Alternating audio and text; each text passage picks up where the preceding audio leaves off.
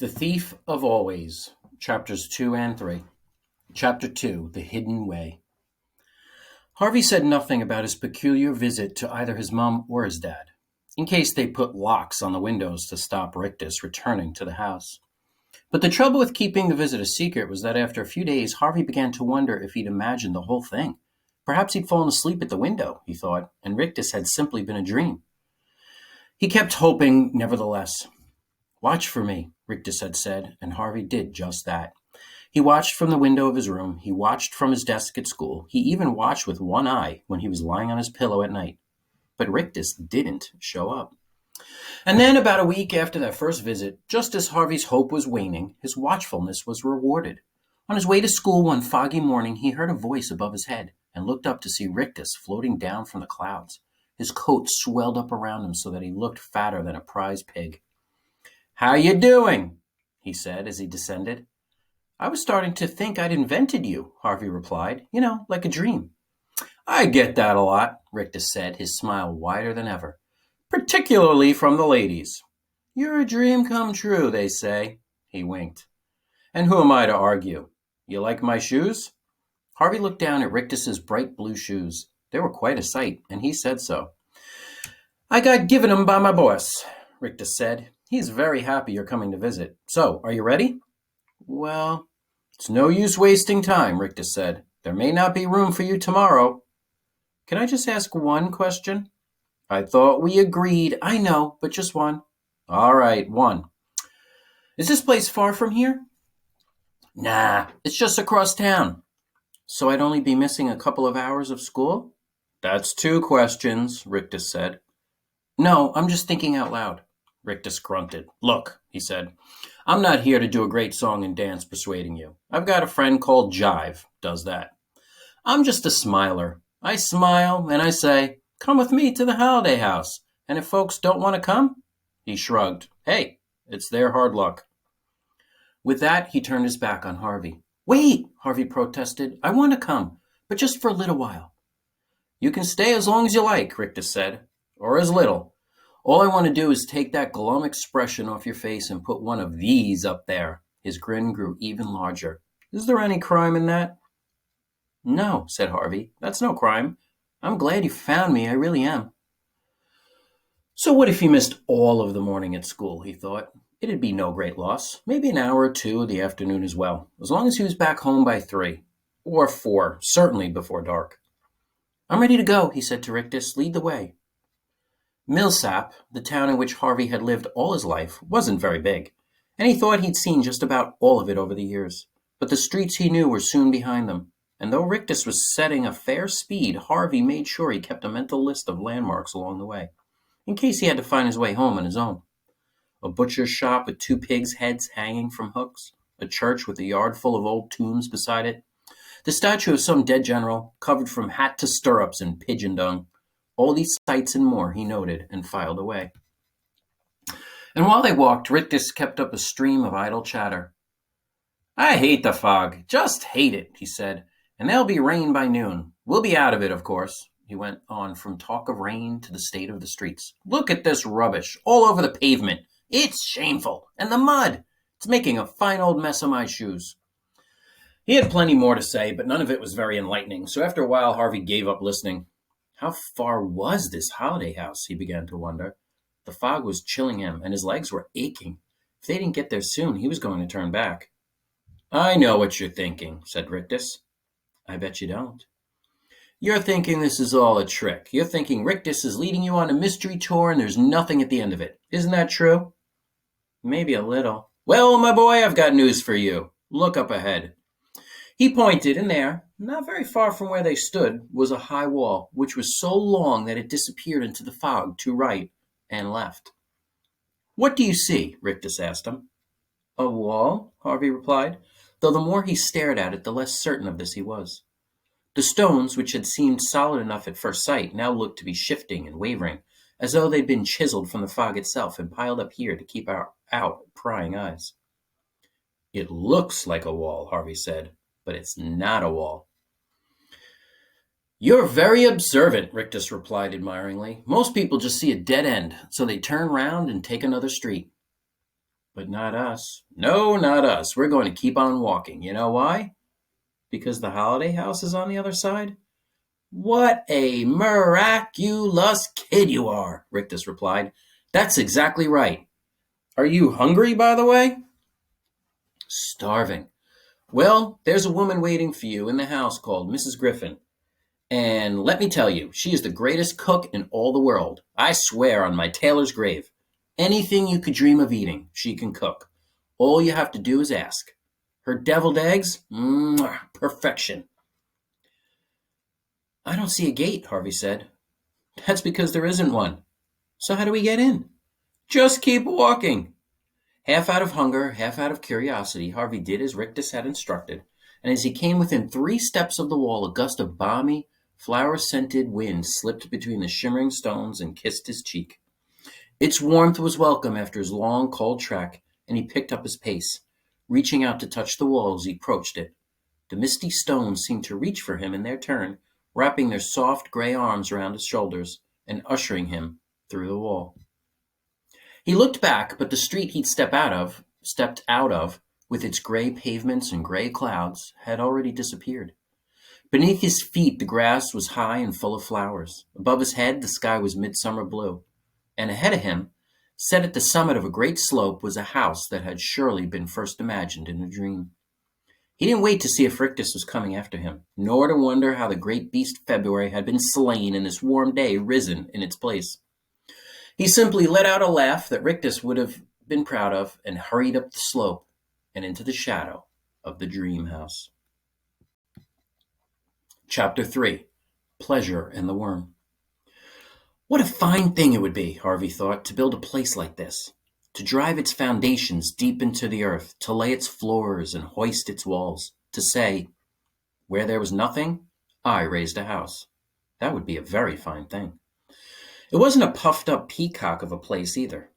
There were no marble steps, no fluted columns. It was a proud house, certainly, but there was nothing wrong with that. It had much to be proud of. It stood 4 stories high and boasted more windows than Harvey could really count. Its porch was wide, as were the steps that led up to its carved front door. Its slated roofs were steep and crowned with magnificent chimneys and lightning rods. Its highest point, however, was neither chimney nor lightning rod, but a large and elaborately wrought weather vane, which Harvey was peering up at when he heard the front door open and a voice say, Harvey Swick, as I live and breathe. He looked down. The weather vane's white silhouette still behind his eyes, and there on the porch stood a woman who made his grandmother, the oldest person he knew, look young. She had a face like a rolled-up ball of cobwebs, from which her hair, which could have also been spider's work, fell in wispy abundance. Her eyes were tiny, her mouth tight, her hands gnarled. Her voice, however, was melodious, and its words welcoming. I thought maybe you'd decided not to come, she said, picking up a basket of freshly cut flowers she'd left on the step. Which would have been a pity. Come on in. There's food on the table. You must be famished. I can't stay long, Harvey said. You must do whatever you wish, came the reply. I'm Mrs. Griffin, by the way. Yes, Rictus mentioned you. I hope he didn't bend your ear too much. He loves the sound of his own voice, that and his reflection. Harvey had climbed the porch steps by now and stopped in front of the open door. This was a moment of decision, he knew, though he wasn't quite certain why. Step inside, Mrs. Griffin said, brushing a spider hair back from her furrowed brow. But Harvey still hesitated, and he might have turned around and never stepped inside the house except that he heard a boy's voice yelling, I gotcha, followed by uproarious laughter. Wendell, Mrs. Griffin said, are you chasing the cats again? The sound of laughter grew even louder, and it was so full of good humor that Harvey stepped over the threshold and into the house just so that he could see the face of its owner. He only got a brief look. A goofy, bespectacled face appeared for a moment at the other end of the hallway. Then a piebald cat dashed between the boy's legs, and he was off after it, yelling and laughing again. He's such a crazy boy, Mrs. Griffin said, but all the cats love him. The house was more wonderful inside than out. Even on the short journey to the kitchen, Harvey glimpsed enough to know that this was a place built for games, chases, and adventures. It was a maze in which no two doors were alike. It was a treasure house where some notorious pirate had hidden his blood-stained booty. It was a resting place for carpets flown by jinns and boxes sealed before the flood, where the eggs of beasts that the earth had lost were trapped and waiting for the sun's heat to hatch them. "It's perfect," Harvey murmured to himself. Mrs. Griffin caught his words. "Nothing's perfect," she replied. "Why not?" "Because time passes," she went on, staring down at the flowers she'd cut. "And the beetle and the worm find their way into everything sooner or later." Hearing this, Harvey wondered what grief it was Mrs. Griffin had known or seen to make her so mournful. "I'm sorry," she said, covering her melancholy with a tiny smile. "You didn't come here to listen to my dirges. You came to enjoy yourself, didn't you?" "I suppose I did," Harvey said. "So let me tempt you with some treats." Harvey sat himself down at the kitchen table, and within 60 seconds Mrs. Griffin had set a dozen plates of food in front of him. Hamburgers, hot dogs, and fried chicken. Mounds of buttered potatoes, apple, cherry, and chocolate pies, ice cream and whipped cream, grapes, tangerines, and a plate of fruits he couldn't even name. He set to eating with gusto and was devouring his second slice of pie when a freckled girl with long, frizzy blonde hair and huge blue and green eyes ambled in. "You must be Harvey," she said. "How did you know?" "Wendell told me." "How did he know?" She shrugged. "He just heard. I'm Lulu, by the way." "Did you just arrive?" "No, I've been here ages, longer than Wendell, but not as long as Mrs. Griffin. Nobody's been here as long as she has, isn't that right?" "Almost," said Mrs. Griffin, a little mysteriously. "Do you want something to eat, sweetie?" Lulu shook her head. "No, thanks. I haven't got much of an appetite at the moment." She nevertheless sat down opposite Harvey, stuck her thumb in the chocolate pie, and licked it clean. "Who invited you here?" she asked. "A man called Rictus?" "Oh, yes, the one with the grin. That's him." "He's got a sister and 2 brothers," she went on. "You've met them, then?"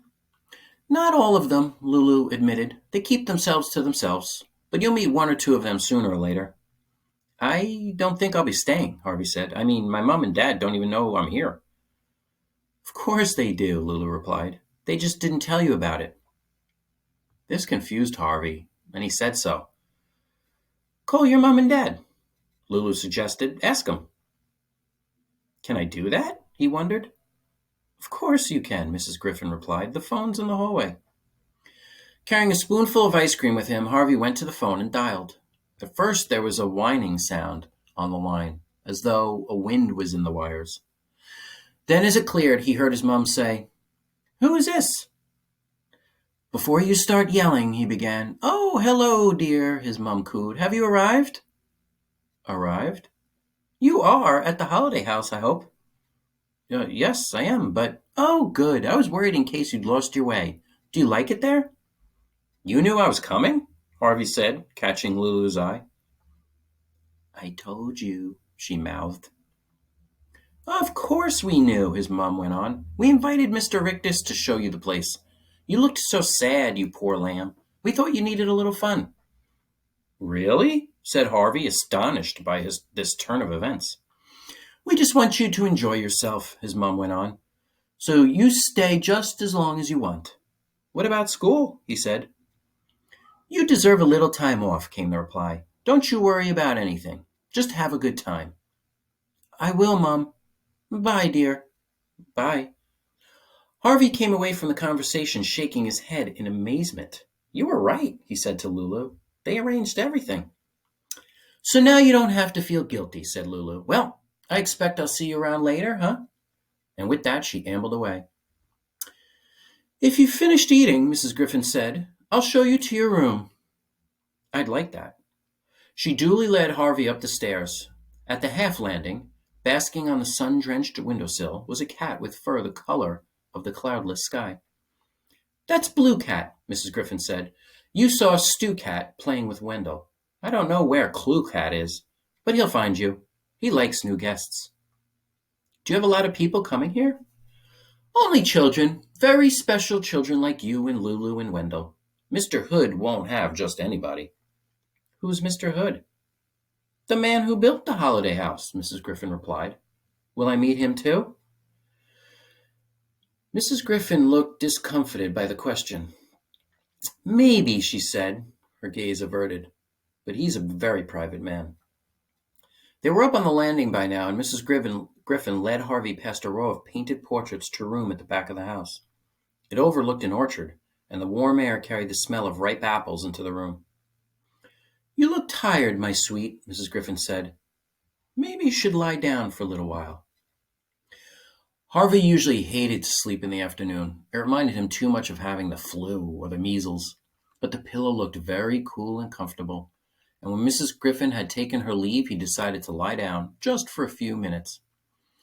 Either he was more tired than he'd thought, or the calm and comfort of the house rocked him into a slumber. Whichever, his eyes closed almost as soon as he put his head on the pillow, and they did not open again until morning.